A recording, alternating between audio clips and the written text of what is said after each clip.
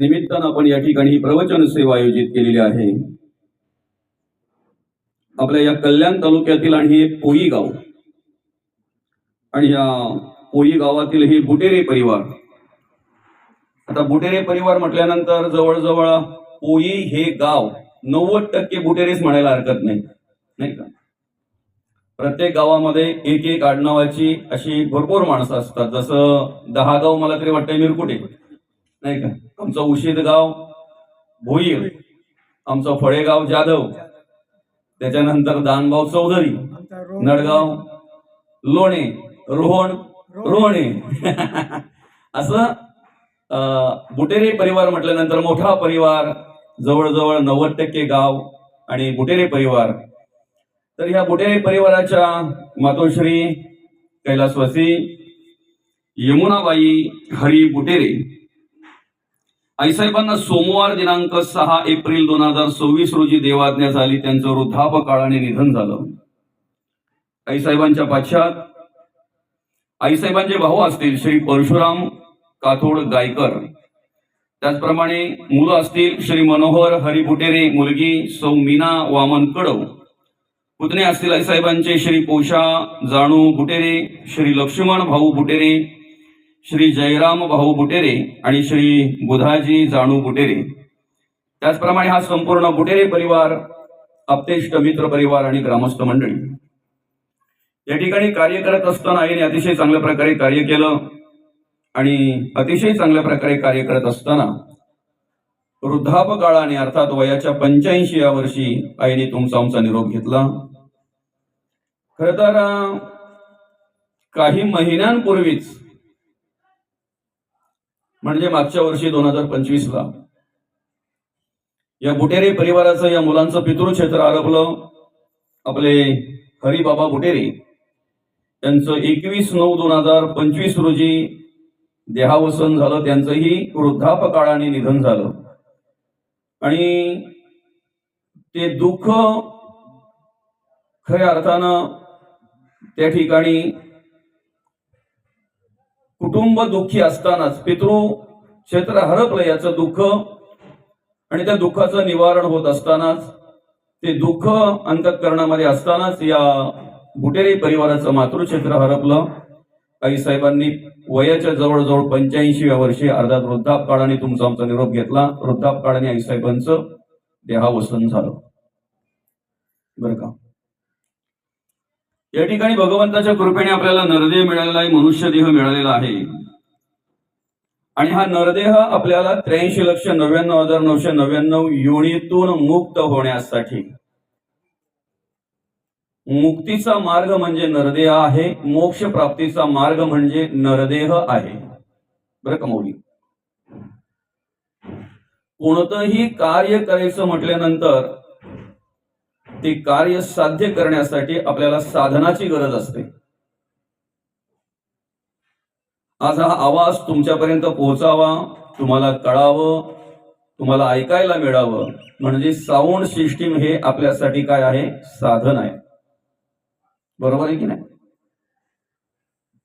घरामध्ये सुद्धा आपल्याला स्वयंपाक करायचंय म्हटल्यानंतर त्या टोपशा, टोप, चमचा, कालती हे काय जे काय असेल ते काय आहे? साधन आहे, बरं का मौली? शेती करायची म्हटल्यानंतर ट्रॅक्टर आलं, बैलगाडी आली, त्याच्यानंतर नांगर आला, अजून आधी करून काही सगळंच साधन आहे. प्रवास करायचं म्हटल्यानंतर वाहन हे साधन आहे. कोणतंही कार्य करायचं म्हटल्यानंतर साधनाशिवाय नाही. जे साध्य करायचं आहे ते साध्य करण्यासाठी साधन महत्वाचं आहे. तसं आम्हाला जे साध्य करायचं आहे, परमार्थ करण्यासाठी नरदेह हे भगवंताने दिलेलं साधन आहे. देवपूजा करण्यासाठी, देवाचं नामस्मरण करण्यासाठी, भक्ती करण्यासाठी भगवंताने आम्हाला नरदेह हे साधन दिलेलं आहे. नरदेह हे साधन दिलेलं आहे. मला पोईला यायचंय, घरून गाडी घेतली ऍक्टिव्हा जी काय आहे ती, पोईत पोहोचेपर्यंत ती जवळ होती, तिच्यावर मी विराजमान झालेलो होतो. पोहोचल्यानंतर ती आता तिकडे आहे.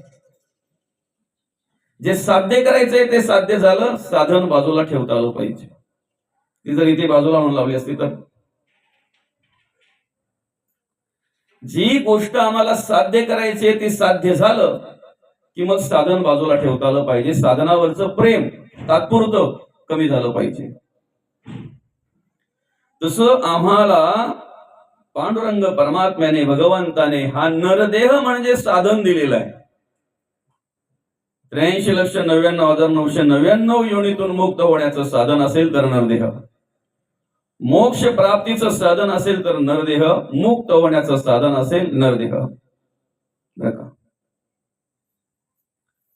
प्राण्या पक्ष्यांकडे जर बघितला तर ना भजन करू शकत, ना ग्रंथ वाचन करू शकत, ना देवपूजा करू शकत, ना आरती करू शकत, ना प्रवचन, ना कीर्तन. ऐकायला त्यांना पण येतंय ना बाबा, नाही का? यू बोलल्याबरोबर जर कुत्रा येतंय, हाड बोलल्याबरोबर जर जातंय तर त्याला ऐकायला येतंय. आपण सर्व शेतकरी माणसं आहोत. ज्या वेळेला 50 जनावर एका माळ रानावर चरायची, नाही का बाबा? 50 जनावर, जास्त असतील अधिक. पूर्वी कसं असायचं, संपूर्ण गावा मिळून एकच गुराखी असायचा. तो सकाळी आवाज द्यायचा, ढोरा सोडार असा आवाज असायचा, नाही का? आणि मग ती जनावरं सोडली जायची, ढोरा सोडली जायची. ती शिस्तबद्ध अगदी बरोबर सगळी एकत्र त्या गावाच्या बाहेर जो असायचा नाका किंवा जी गोठण असायची ते तिथे गोठवायचे आणि मग तिथून तो घेऊन जायचा. 50-60 जनावर जर एकत्र असली आणि ती जर माळ रानावर चरत असली तर त्या गुराख्याने जर आवाज दिला, बांडा फिर, काय ज्या जनावराच्या नावाने आवाज दिला तेच जनावर फिरायचं, तोच बैल, तीच गाय, जे काय असेल तेच वासरू बरोबर फिरायचं. म्हणजे त्याच्या कानावर तो आवाज जायचा, त्याला ऐकायला जायचं म्हणून तो फिरायचा ना. पाहायला दृष्टी त्यांनाही आहे पण देव पाहू शकत नाही.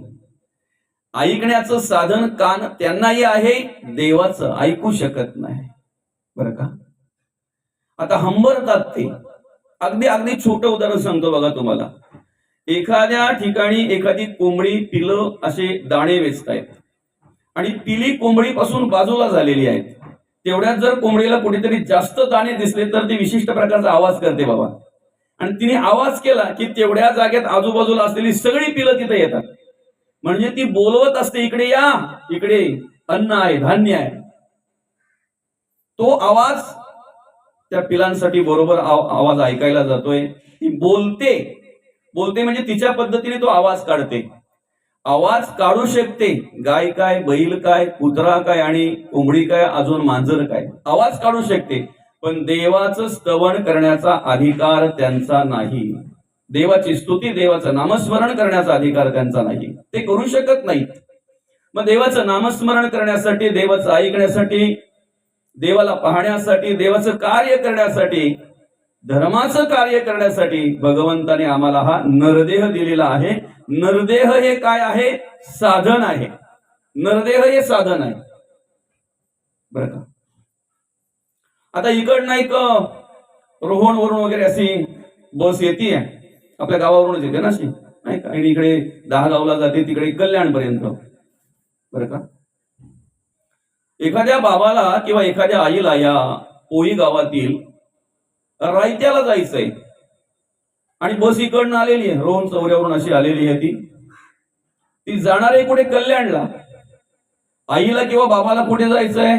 रायत्याला. 10 गावाला उतरत नाही. समजतंय का? बस 10 गावावरून जाते ना. मावशी दिसली, काकी दिसली, हात करणार पण उतरत नाही. त्याला माहिती इथे उतरून चालणार नाही. मांजरली आली उतरत नाही, वावली आली उतरत नाही. पण रायता आल्यानंतर लगेचच उतरलं जातंय. पोई पासून रायत्यापर्यंत जाण्यासाठी एसटी बस हे साधन आहे. त्या साधनावर प्रेम कुठपर्यंत आहे? रायते गावात पोहोचेपर्यंत. पुढे ती कल्याण पर्यंत जाणार आहे, पण ते साधन सोडलं. बरं का मौली? साध्य काय करायचंय? रायत्या गावात उतरायचंय. उतरलं, जे साध्य करायचं ते साध्य झालं, जा. ज्याला हे कळत नाही ना ते खिडकीवरून भांडतंय. मला हे साधन सोडायचं आहे हे ज्याला कळत नाही ना दादा, ते खिडकीवरून भांडतंय. हे साधन मला सोडायचंय. रायत्याला गेल्यानंतर बस त्यांची, ज्यांची आहे त्यांची, शीटवरून भांडतंय. ते जरा धक्का लागला तरी भांडतंय. आपला प्रवास सुखाचा व्हावा असं जर वाटत असेल तर त्या प्रवासामध्ये आपलं काहीच नाही आहे हे स्मरणात ठेवलं पाहिजे. प्रवचन कीर्तन कशासाठी आहे? प्रवचन कीर्तन जे आहेत ती कशासाठी आहेत? आम्ही जीवनाचा प्रवास करत असताना, आम्ही आमच्या आयुष्याचा प्रवास करत असताना आमचं इथे काहीच नाही आहे हे आम्ही स्मरणात ठेवलं पाहिजे. आणि ज्या दिवशी हे स्मरणात ठेवू त्या दिवशी आमच्या आयुष्याचा प्रवास व्यवस्थित झाल्याशिवाय राहणार नाही. नाही कुणाचे कोणी तुझे नव्हे रे, कोणी अंती जाशील एकला रे प्राण्या मासे मासे म्हणून. बंधू कुणाची, बहीण कुणाची, कोण कुणाचे सगळे सोय रे, मेल्या पाठी सर्वच राहील. तुटतील धागे दोरे प्राण्या मायेचा बाजार. 2 दिवसाची तुझी जवानी नाही पुढे टिकणार रे, वृद्धपण येता जवळी वैद्य काय करणार प्राण्या मायेचा बाजार. आणि म्हणून नरदेह हे आम्हाला साध्य करण्यासाठी साधन दिलेलं आहे बरं का. त्या साधनाचं आम्हाला ज्ञान पाहिजे. काय साधनाचं ज्ञान पाहिजे ना. कोणतीही गोष्ट करायची म्हटल्यानंतर त्या गोष्टीचं माणसाला ज्ञानाची गरज आहे. कोणतीही गोष्ट म्हणावं बरं का. शेती हा विषय काय सर्वांचाच आहे का बाबा? सर्वांचाच आहे का? मुंबईची सून करून आणली जिला शेती काय ते माहिती नाही. मे महिन्यात लग्न झालं, मेच्या शेवटच्या आठवड्यामध्ये ते शेतावर गेल्यानंतर त्या सुनेला पण घेऊन गेले. पर्यावर माती वगैरे टाकायला, बांधावर माती वगैरे टाकायला, बाबा चला तुम्ही आमच्या बरोबर चला बरं का. आणि मग शेत वगैरे तिला माहिती झालं, त्या पर्यावर माती वगैरे कशी टाकतात ते सगळं माहिती झालं. पाऊस पडल्यानंतर मग काय झालं, पेरणीच्या वेळी त्याला त्या सुनेला बरोबर घेऊन गेले. ते नांगर वगैरे धरलेला, आता नांगरने ट्रॅक्टर लावलेला, तिथे सगळं काही ते भात वगैरे पेरलं बरं का. माऊली तिला माहिती झाली हे शेत आहे, इथे पेरणी केलेली आहे बरं का. हा माळ आमचा आहे, हा बांध आमचा आहे. तुरींसाठी माती टाकले ना तुरी लावायला. आव्हान थोडं मोठं झालं ते. आणि एक दिवशी काय झालं माहितीये का, सासू बोलते बघ आता माझी काही तब्येत बरी नाहीये, मला काही थोडी चक्कर करते, त्यामुळे मला काही येऊत नाही. आता तू काय कर माहितीये का, कुठं पेरलंय ते तुला माहिती आहे ना? तर म्हणे माहिती आहे. मग तेवढं आव्हान जरा बेनून ये ना बरं का.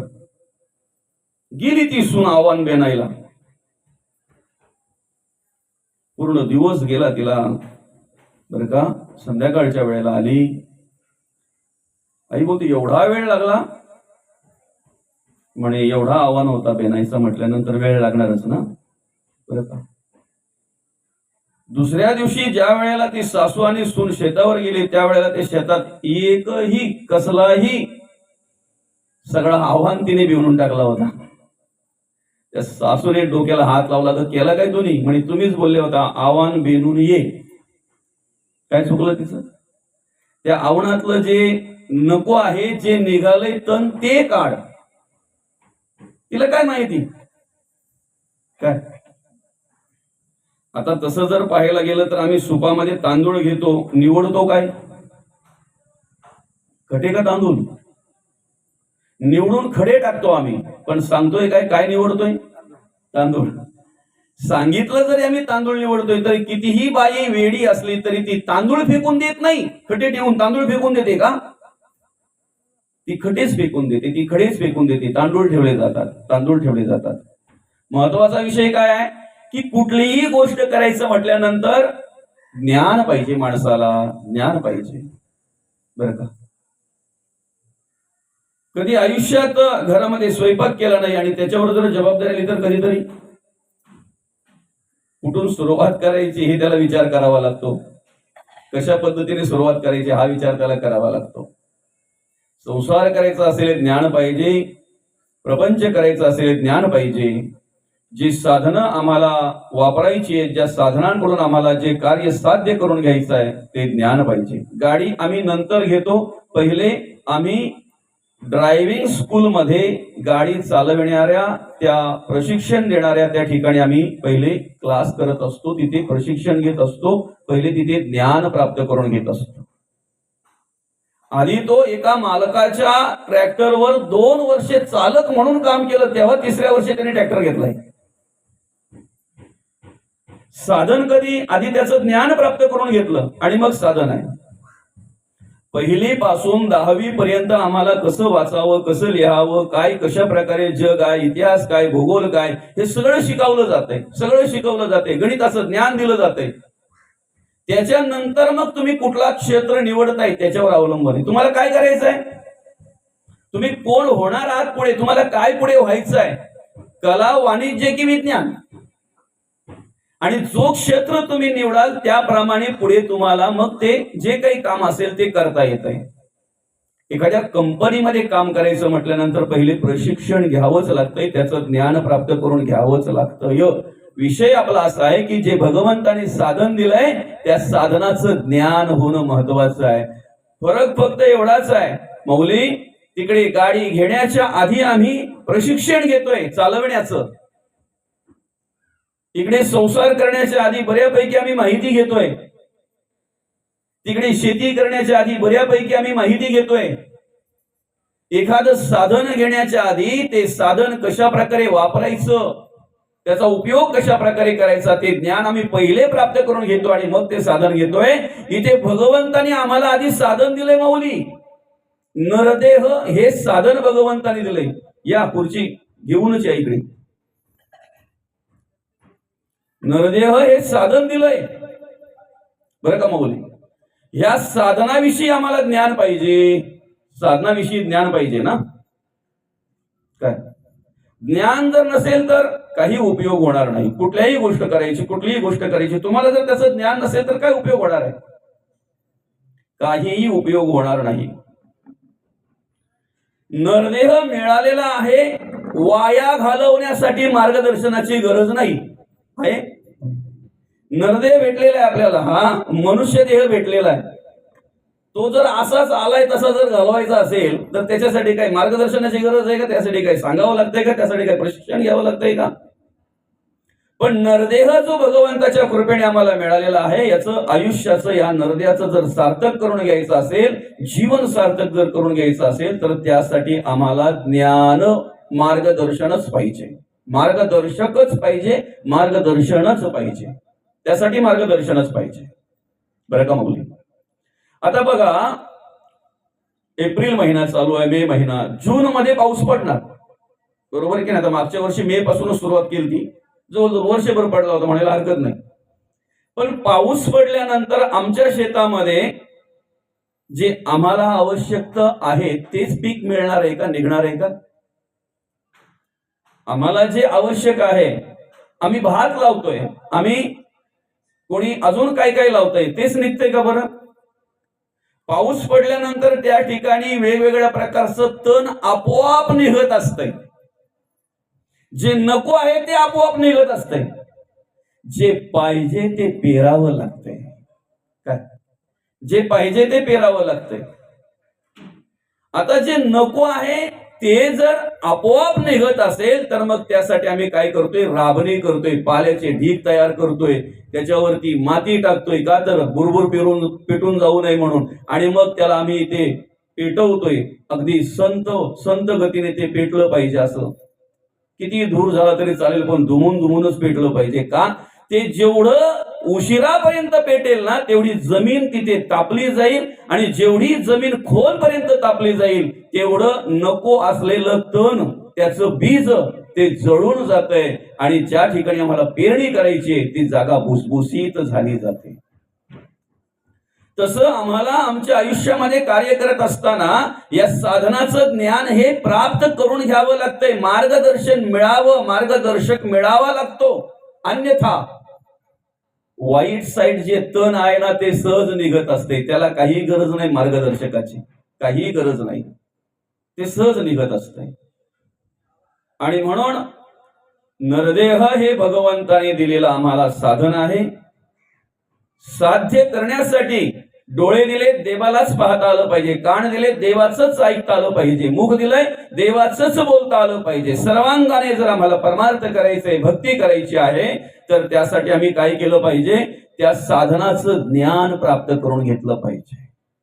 ज्याला मौली ज्ञान झालं ना या नरदेहाचं, ह्या मनुष्य देहाचं भगवंताने कशासाठी दिलेलं आहे, का दिलेलं आहे, कुठून आलेला आहे, काय करायचं आहे, कुठे जायचं आहे, हे ज्ञान प्राप्त झालं ना, तो त्यासाठी प्रयत्न करत असतो, ते कार्य करण्यासाठी प्रयत्न करत असतो. काय म्हणतात बोधले महाराज, आलासी कोठोणी जासी कवणारे ठाया, घरदार नोहे तुझी अवघी लटकीच माया. सावध होई बापा काळ लागला मापा, प्रपंची गुंतू नको पाय बुडत असे पापा. त्रिकुट कोसल्याने घर सायास केले, दोन्ही द्वार लिंपोनिया आत गुंतो गुंतो मेले. ज्यांना ज्ञान नाही झालं, मार्गदर्शक नाही मिळाला ना, गुंतो गुंतो मेले, बद्ध अवस्था प्राप्त झाली. बद्ध म्हणून आले, बद्ध म्हणून राहिले, बद्ध म्हणून शेवटचा श्वास घेतला. साधनाचं ज्ञान नाही, कशासाठी नरदेव भगवंताने दिलेला विचार केला नाही. क्षुधा, तृषा, आलस्य, निद्रा आणि मैथून, प्राण्या पक्ष्यांनाही तहान लागते, भूक लागते, आलस्य, निद्रा, उत्पत्ती तेही करतात. तेवढंच कार्य करून जर आम्ही या जगाचा निरोप घेत असू तर मला सांगा, प्राण्या पक्ष्यांमध्ये आमच्यामध्ये काही वेगळा फरक आहे का? तेवढंच कार्य करून जर या जगाचा निरोप आम्ही घेत असू तर त्यांच्यात आणि आमच्यात फरक काय आहे? आणि म्हणून प्रत्येक गोष्टीचं ज्ञान वेगवेगळं असतंय. भूगोलाचा पेपर जर असेल तर भूगोलाचाच अभ्यास केला पाहिजे, इतिहासाचा अभ्यास त्या ठिकाणी उपयोगी येईलच असं नाही. इतिहासाचा पेपर असेल तर इतिहासाचाच अभ्यास केला पाहिजे, भूगोलाचं ज्ञान तिथे उपयोगी येईलच असं नाही. दुर्दैव एवढंच आहे, संसार करायला आम्हाला शिकवावं लागत नाही. सुरुवातीला बाप बोलतोय, कसं व्हायचं याचं लग्न झाल्यावर काही कळत नाही, पण एकदा लग्न करून दिलं की बाप आश्चर्य करतोय, माझ्यापेक्षा भारी संसार करतो. प्रत्येक आईला वाटतंय, प्रत्येक आई रोज डोक्याला हात लावत असते, या पोरीने ना नुसता डोक्याला भंडवारा करून ठेवलाय, म्हणजे कसं होईरीचं लग्न झाल्यावर काही कळत नाही, मला काय दिवे लावी, सासू माझ्या नावातच कडे फोडणार आहे, अजून काही जमत नाही तिला घरातलं. पण एकदा काही लग्न करून गेली ना का तिकडनं फोन येतात, अहो लक्ष्मी सारखी सून मिळाली हो, सगळं घरातलं आवरते हो, व्यवस्थित हो, सासूला हात लावू देत नाही कुठल्या कामाला. तेव्हा ती बोलते, माझ्यापेक्षा भारी संसार करते, माझ्यापेक्षा भारी संसारात रममाण झाले. संसार करायचं ज्ञान त्या सांगावंच लागतंय, मार्गदर्शन पाहिजेच असं काही नाहीये. पण दुर्दैव आहे, आजही आमच्या घरात असलेल्या मुलांना दिवा लाव म्हणून सांगावं लागतंय. बाळा, देवाच्या पुढे हात जोडून शुभम करोती म्हण दादा, देवाला अगरबत्ती दाखव दादा, देवाला नमस्कार कर, सांगावं लागतंय. अगदी सोपं सांगू का? लहान मुलाच्या तोंडात शिवी कधी आली हे त्याच्या आई वडिलांना पण माहिती नाही. शेजाऱ्यांकडून किंवा इकडून तिकडून शिकून तो बरोबर झालं, सुरुवात झाली त्याची. पण त्या बाळाला मंदिरात नेऊन देवापुढे उभा राहून आणि मग सांगावं लागते, बाळा रामकृष्ण हरी म्हण, हात जोड दादा, दोन्ही हात जोड देवाला. त्याचे हात घेऊन आपल्याला सुरुवातीला जोडावे लागतात, त्याचे हात घेऊन आपल्याला ते जोडून आणि मग असं सांगावं लागतं, असं कर दादा.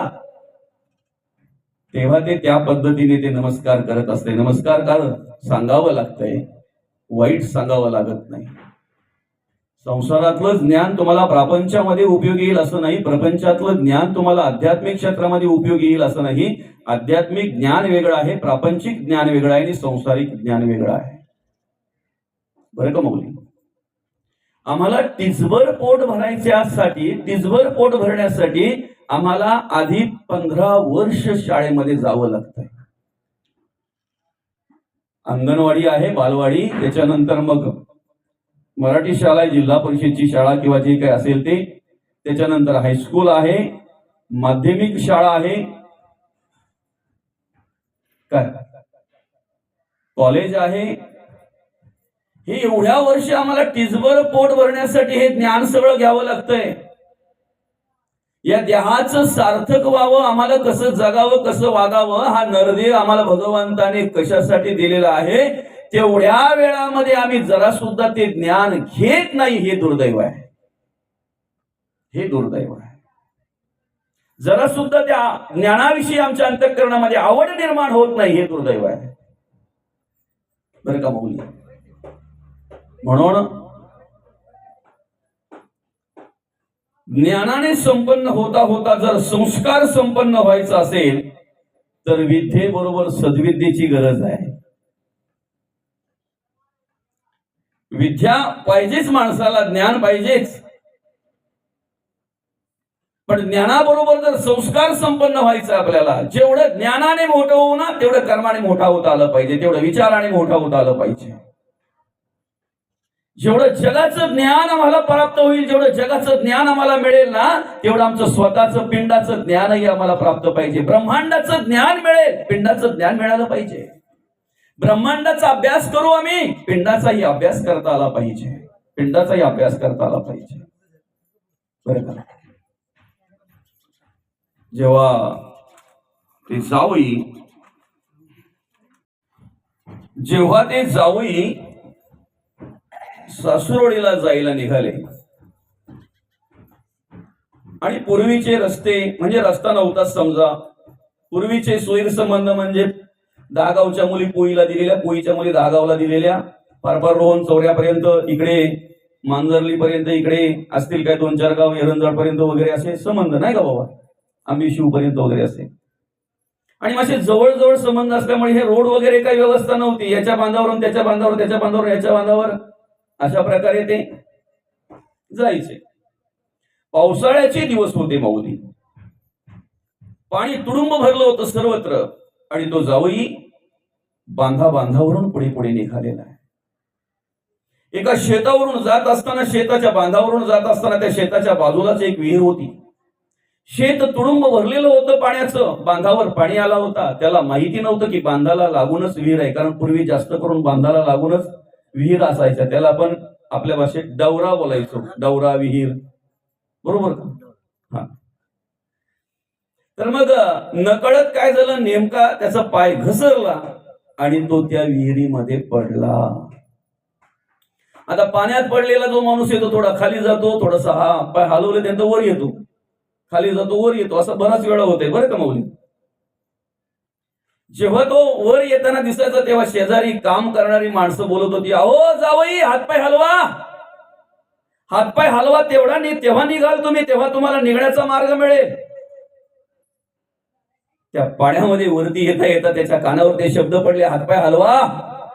आणि त्याने हातपाय हलवायला सुरुवात केली. हातपाय हलवायला सुरुवात केल्यानंतर कसा बसा तो बाहेर बाजूला निघाला. बरं झालं बाबा वाचलो, आणि तुम्ही इथे होतात ते बरं झालं. तुम्ही सांगितलं हातपाय हलवा म्हणून मलाही माहिती झालं की हातपाय हलवल्यानंतर माणूस निघाला जातो. ठीक आहे, निघाला बाबा, पुढे चालायला लागला. तर चालायला लागल्यानंतर पुढे गेल्यानंतर एक जुना खरडा विहीर डवरा गालाने भरलेला होता, पूर्ण चिखलाने भरलेला होता. त्या मालकाला काही विहिरीची गरज नव्हती, त्यामुळे त्याने त्याच वर्षी त्याच्यात माती टाकून, हे टाकून, आपलं चिखल वगैरे टाकून तो भरलेला होता. आणि नेमका झालं काय माहितीये का, बाण सोडून हा पाहुणा त्या खरड्यामध्ये गेला. आता चिखलामध्ये गेल्यामुळे, गाळामध्ये गेल्यामुळे, बरं का, निम्मे तर जवळजवळ एवढा कमरेपर्यंत जर गेला. आता कमरेपर्यंत गेल्यानंतर याने तिकडचं ध्यानात आणलं. आता काय करायचंय, हातपाय हलवायचे.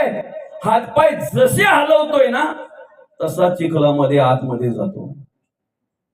शेजारीच काम करणारी माणसं म्हणतात, ओ पाहुणं, अहो हातपाय हलवू नका, जर हातपाय हलवाल तर अजून चिखलामध्ये जाल, जसे आहात तसेच राहा, कमीत कमी जेवढे आहात तेवढे तरी दिसाल. जावई बोलतो, काय माणसं आहेत का काय, तिकडे म्हणतात हातपाय हलवा, इकडे म्हणतात हातपाय हलवू नका. दादा, दोन्ही ठिकाणची परिस्थिती वेगळी आहे, दोन्ही ठिकाणची परिस्थिती वेगळी आहे. दोन्ही ठिकाणी जे तू गेलेला आहे ना, पडलेला आहेस ना, त्या जागा वेगवेगळ्या आहेत, म्हणून दोन्ही ठिकाणचं ज्ञान वेगवेगळं आहे, मार्गदर्शन वेगवेगळं आहे. तसं आम्हाला जर आमच्या जीवनाचं सार्थक करून घ्यायचं, आमच्या आयुष्याचं सार्थक करून घ्यायचं आहे ना, तर पहिले जे साधन दिलंय त्या साधनाचं ज्ञान प्राप्त करून घ्या. आपल्याला जन्माला आल्याबरोबर पहिला पडलेला प्रश्न म्हणजे कोहम, मी कोण आहे. मी सापडलं की देव सापडला समजा, कारण मीच्या बाजूलाच देव आहे. नव्हे नव्हे, मीच्या बाजूला देव म्हणण्यापेक्षा वेद आम्हाला जाणीव करून देतात, अहम ब्रह्मास्मी, मीच देव आहे. तत्त्वमसि, ते ब्रह्म, ते तत्व म्हणजे तूच आहे. अयमात्मन ब्रह्म प्रज्ञानाम ब्रह्म सर्वखिदम ब्रह्म. मी कोण आहे, मी कोण याचा करावा विचार म्हणे ज्ञानदेव निवृत्तीचा. मी कोण याचा करावा विचार. जिथे मी म्हणून आम्ही कार्य करायला लागलो ना माऊली, तिथे दुःख आहे, सुख आहे, सगळ्या गोष्टी आल्या. मी म्हणून आला अहंकार, अभिमान एकदा माणसाच्या अंतःकरणामध्ये आला की मग तिथे सगळ्या प्रकारचं दुःख आहे, सगळ्या प्रकारचं मान अपमान आहे, सगळ्या प्रकारचा जय पराजय, सगळ्या गोष्टी त्याला स्पर्श करत असतात. तुम्ही संकुचित वृत्तीमध्ये जोपर्यंत कार्य करताय ना, मी देह आहे, संकुचित वृत्तीमध्ये तुम्हाला सगळं आहे. देहातीत व्हा, विदेह स्थिती निर्माण करून घ्या, सगळ्यापासून मोकळ्या आहात तुम्ही, सगळ्यापासून मोकळ्या. कुठलाही प्रकारचा विचार तुम्हाला स्पर्श करणार नाही. बरं का मुली, समोरून बैलगाडी चाललेल्याने विचारलं, ते काय म्हणे बैलगाडी दाखव रे बाबा. बैलगाडी कुठे आहे म्हणे. ती कोण चालली. अरे हात लावून दाखव ना दादा. चाकाला हात लावला, चाक आहे. धुराडीला हात लावलं, धुराडी आहे. झुकेला हात लावलं, झुक्यार आहे. साठीला हात लावलं, साठी आहे. बैलांना हात लावलं, बैल आहे. बैलगाडी कुठे आहे. आरं आहेत, पाटा आहेत, दहावी आहेत, आंबवाना आहेत, कानकिल्या आहेत, आस आहे, पेटी आहे, सैला आहेत, पट्ट आहेत, झुक्यार आहे, धुरांड्या आहेत, कुठं आहेत, पोट कुठं आहे, साठी आहे, काय डांबरे राहिलं. बैलगाडी कुठे आहे. शेवटी म्हणे नाही, आता हरलो. मी कुठे आहे. 7, 5, 3